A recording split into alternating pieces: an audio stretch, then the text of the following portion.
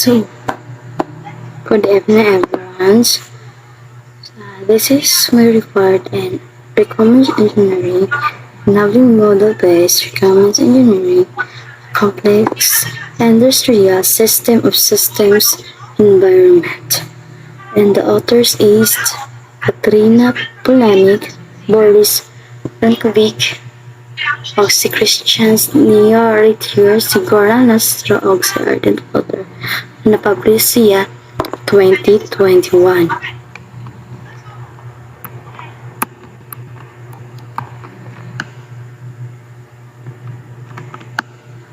And the problem statement with the development of Industry 4.0, manufacturing systems are becoming more complicated because of the use of technologies like the Industrial Internet of Things (IIoT) and Cyber Physical System (CPS). This complexity makes it difficult upon and manage the requirements of these interconnected systems, especially when dealing with different areas and perspectives. Existing frameworks like RAMI 4.0 and SPACE help guide the engineering process, but they don't have enough detail for precise system design. This paper looks at the need of the clearer method to handle requirements these complex industrial systems. So, in this problem statement, the factors are using advanced technology to increase efficiently automotive. There are two technologies leading this chance. First is Industrial Internet of Things, which is IIoT. This connects machines and devices in factories so they can share information and work together without needing humans to control them. And the second is the Cyber Physical System, which is CPS. These are the systems where physical machines like robots or sensors are controlled by computers. So sila daw ang duha ka nga technology leading change area. And the next is, and we have the objectives. First objective is to refine the business layer of RAMI 4.0 using concepts from SPACE to enable model-based requirements engineering for industrial SOS. So, diri sa Object 1, nag-ingon siya nga ang business layer of RAMI nag-improve siya it using ideas from SPACE. By doing this, they aim to make easier to manage the requirements for industrial system of systems. Especially, they want to use model-based requirements engineering to make sure all part of this complex system we will together meet business needs. Or in simple terms, they are improving part of the system framework RAMI 4.0 by using another framework SPACE so factories can better organize and manage what their system need to do.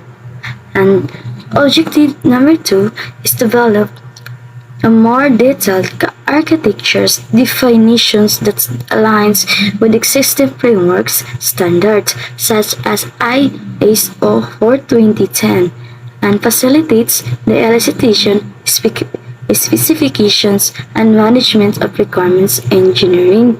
So, they are creating detailed and specific plan for how complex system should be designed. And kaning nga plano will work with existing frameworks like RAMI 4.0 and follow international standards like ISO 42010. The goal is to make it easier to gather, define, and manage what the system needs to do. The requirements throughout the design and development process. In the simpler terms, they want to create a better, more detailed design process fits with existing guidelines. and help gather and manage all necessary system requirements easily and effectively. And objective 3 is to evaluate the propose and approach to a real-world industry study. So, the researchers will test the idea in a real factory or industrial setting to make sure it works in practice, not just in theory. By doing this, they can approve the approach is useful and effectively in actual industry environment. So, og sa simple lang nga istorya na gusto nila gina-check nila if na-budget solutions nga works by trying it out in a real factor setting. Next is the literature review. Title of the research towards a domain-specific approach enabling tool-supported model-based systems engineering or complex industrial Internet of Things applications. Strengths: introduce a domain-specific approach for MBSA with a real-world case study validations refines RAMI 5.0 with ISO 420 standards. Weaknesses: lacks of detailed specifications for lower abstractions levels. The framework needs further refinement and integration with other standards. Ang authors niya is Christoph Binder, Christian Neoriker, and Arnold Luther. The year published 2021. Literature review: a review on applications, model-based system engineering, manufacturing, and production engineering systems. Strengths: highlights the shift from document-centric to model-centric approaches, emphasize MBSE, a role in Industry 4.0 and manufacturing. Weaknesses: mostly theoretical with limited industrial implementation. Example, lack detailed data on challenges. Authors: Aditya Akundi, Viviana Lopez. Year published 2021. Methodology. Methods 1. The paper uses the Agile Designs Science Research Methodology (EDSRN) and iteratively develop artifacts. This means that the paper used the Agile Design Research methodology to create and improve things like tools, models, or frameworks. Then step by step, i-process siya a lot of constant feedback and changes as needed instead of making everything all at once. Which each round the things being developed get better based on new information or feedback. And the methods so is the approach and demonstrated through case study in electric vehicle, EV, manufacturing industry, and relevant industrial topic that involves both IIoT and CPS2 means using a real-life example from electric vehicle in manufacturing industry. This is important and current topic in the industry, which includes both industrial Internet of Things and cyber-physical system.